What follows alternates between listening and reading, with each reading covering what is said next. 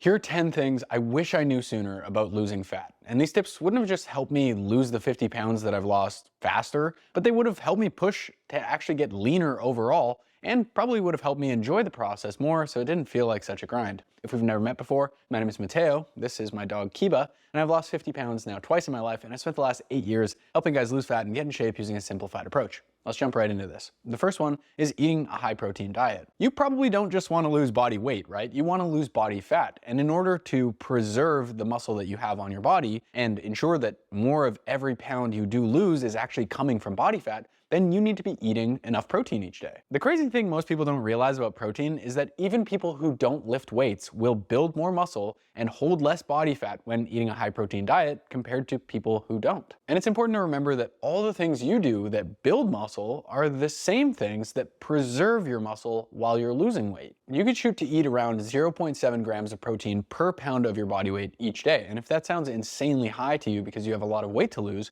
then you can just calculate using your goal body weight instead. I put the math up on the screen here, but if you don't want to go through it, you can just grab my free weight loss calculator using the link in the description box. That'll calculate it all for you. It also helps a lot to stick to leaner sources of protein like 0% Greek yogurt and low-fat dairy products, or leaner pieces of fish and meat. Otherwise, you're going to be getting a lot of calories in each day from fats, and that's going to make it harder to hit your calorie goal. You're going to want to spread this protein intake out evenly throughout the day with something like 2 to 4 meals. Eating more protein also has the unique benefit of helping you feel more satisfied after your meals, which is hugely valuable when you're trying to lose weight. Because if you let your hunger levels spiral out of control, it's going to be very difficult to hit your calorie targets each day, which is why I recommend this next thing, which is what I call eating like a farm animal. Okay, bye. I'll let you sleep. What I mean by farm animal eating is really two things. The first is to abandon a typical recipe and meal structure and eating in a way that just makes it really easy for you to hit your goals. So if that means that you're sitting down to eat a salad bowl full of rice, ground beef, and some vegetables, then so be it. It's just so much easier to prepare and track those meals than a typical recipe with a bunch of different sauces and ingredients and spices and all these different things going on. And I call it eating like a farm animal because it feels like you're eating from a trough. The other reason is because I learned you can eat extreme quantities of fruits and vegetables without going over your calorie goals for the day. It'll help you feel less hungry in between meals, and when you finish your meal, you'll actually feel quite a bit more satisfied when you include lots of these high fiber foods. If you think about eating a single bagel that's 300 or so calories, you can eat it like that and you don't feel very full afterwards. But that could have been a salad bowl sized serving of thinly sliced cabbage and carrots and apples. Just get absolutely ridiculous with your fruit and vegetable intake. If people in your life aren't asking questions, then it's not enough. Which is why I started smoking crack to make more of these videos for you. So I'd really appreciate it if you thumbs up the video and subscribe to the channel if you enjoy this kind of thing. The third thing I wish I knew sooner was the importance of pre-workout meals, especially those with plenty of carbohydrates. A high protein diet is your shield against muscle loss when you're losing weight. But training hard is the sword, and you can't have a good defense without a good offense. Remember that all the things that cause muscle growth in the first place are the same things that keep muscle around when you're losing weight. As you start reducing your food intake, your energy levels will drop, and it becomes harder and harder for you to give a good, solid effort in your workouts. Going to the gym while you're hungry just feels like somebody turned the gravity up by 25%. So feeding your body a little bit more food around the workout window can be a huge help for this. Instead of splitting your calories evenly across 3 meals throughout the day with 33%, 33%, 33% of your calories across those meals, you could try putting 50% of your calories in your pre-workout meal and then 25% on the other ones and just see how that feels. Also, personally, when I drop my carbohydrate intake pretty low, my training quality just diminishes rapidly. So I find that eating a lower fat, higher carb, and high protein diet has really led to my most productive fat loss diets. I just make sure to not drop my fats below 0.3 grams per pound of my body weight each day, so my body gets all the essential fats it needs for my hormonal health. And then I'll hit my protein goal for the day, and I'll just fill up the rest of my calories with carbs. Number 4 is that diet breaks are cool. When I used to read bodybuilding forums and online posts, I would always be confused when they talk about refeeds and diet breaks. Like, how could eating more food help you lose more fat? I just thought it was some kind of marketing gimmick or something. The reality is this might not work for you, but for some people, taking a deliberate break from the weight loss process can be a welcome reprieve for their brain and for their body. It's also an option I wish I considered sooner because the prospect of losing 50 pounds or more can be a pretty daunting daunting thing. And when you start doing the math and realize how long you're going to need to be in a calorie deficit for in order to accomplish your goal, it's not exactly the most exciting project to start working on. It's just a lot easier knowing that you can break your weight loss up and do a few 3-month chunks of weight loss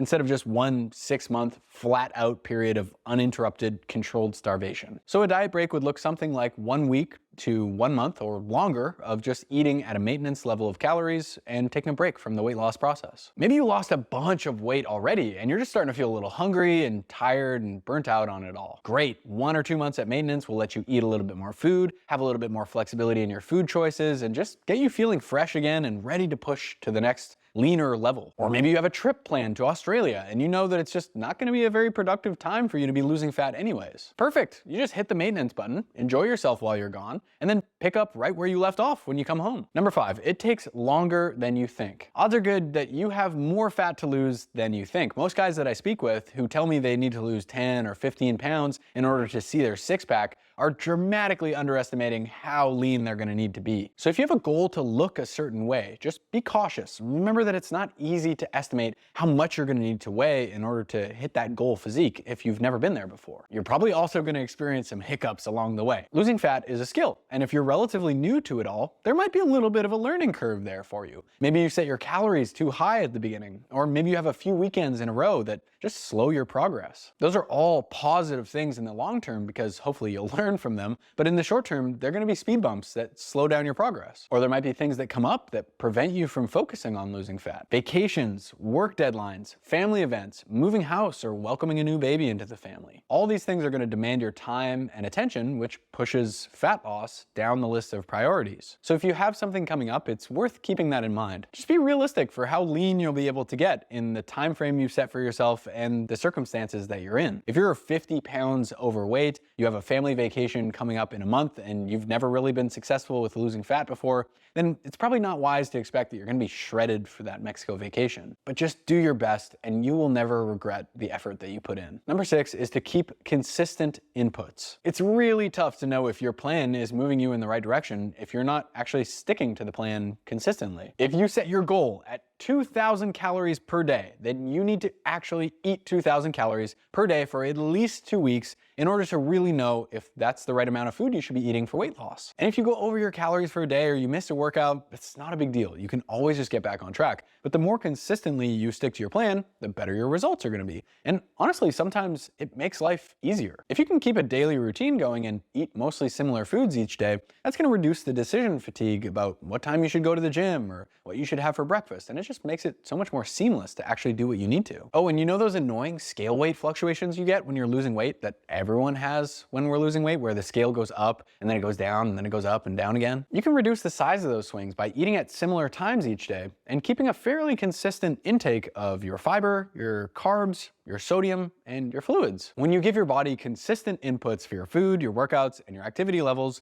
you're gonna get consistent outputs for your results. Inconsistent efforts equals inconsistent results. It's as simple as that. Number 7 is keeping a clear goalpost. When you're in the middle of your fat loss diet, there's a pretty high chance that you're gonna feel demotivated at some point. There's a period in the diet where you've lost a good few pounds of fat and definitely a few pounds of water weight, but you're not yet as defined or lean as you really want to be. You might be feeling a little smaller in your clothes and you're still not really used to your new body shape. And there might actually be a period during this diet where you think you actually look worse than when you started, which is crazy, I know. At this point, and many others, it's very easy to talk yourself out of losing more fat. But those sticking points when things get tough are the exact points where you need to keep pushing if you want to get to the next level of leanness that you've never seen before. That's when you might need to just keep the goal the goal. So set yourself a clear goalpost for what success looks like with your fat loss diet. Weight goals are cool, but personally, I prefer setting an end date. For example, my goal might be, I'm gonna aim to hit my calorie goal for the next 90 days, and then on July 30th, I'll start eating more food and I'll go back to eating at a maintenance level of calories. That way you're focusing more on the actual process of losing fat instead of just the outcome of what you see on the scale,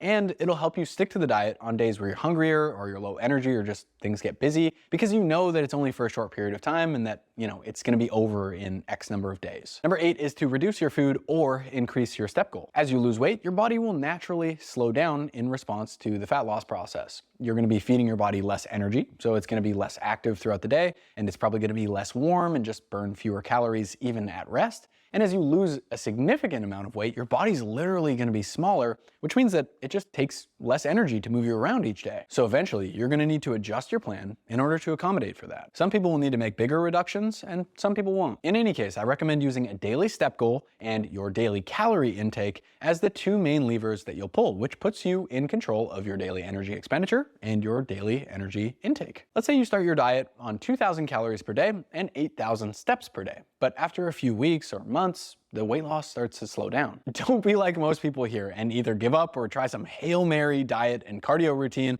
that they can't stick to for more than 2 weeks. Just make a small adjustment to either your calorie intake or your daily step goal, and one of them is going to feel clearly quite a lot easier when you go to make this decision. So you can reduce your calorie goal by 10%, or you can add 1,000 to 2,000 steps per day, and then wait 2 weeks and assess and evaluate your progress before making any further changes. Number 9 is to keep a big picture focus. You're gonna have days where your body weight spikes up. You're gonna have days where you go to the gym and your workout feels like crap and you have no energy. You're gonna have days where you go way over your calorie goals and you feel like giving up. But those are the days where you need to zoom out. Take a look at your body weight trend to remind yourself that you're down 15 pounds and you're still moving in the right direction overall. Take a look at your workout logbook to remind yourself that you've been getting stronger at most of your exercises over the past 6 weeks. And take a look at your calorie tracking app to remind yourself that you hit your calorie goals for 49 days in a row, and that going over today isn't a big deal. You can get right back on track tomorrow and you'll still lose fat this week. And most of all, take a look in the mirror, take some progress pictures, and feel proud of all the hard work you're putting in. Or just sit alone, look out the window, and realize that this whole fat loss thing is an incredible privilege that you have, and that there are probably a dozen other things in your life that could make you happy even if everything was going to shit with your diet and your workouts. Just zoom out. No single point of data means that much. Number 10 is to defend your sleep. If you're unable to sleep well, you will never get the most out of your fat loss and muscle building efforts. And when you start losing weight, your sleep can take a hit, especially when you get very lean. It's just a stressor on your body. Your body's just trying to stay alive, but you're not giving it enough food, so it's gonna keep you awake, so you go hunt or gather some food so it doesn't die. Your responsibility is to take the best care that you can of your body and your brain so you get the best sleep possible. Keep a consistent bedtime, get some carbs in your pre-bed meal, and use whatever combination of modalities you like to help you fall asleep and stay asleep. For me, it's sleep mask, aromatherapy,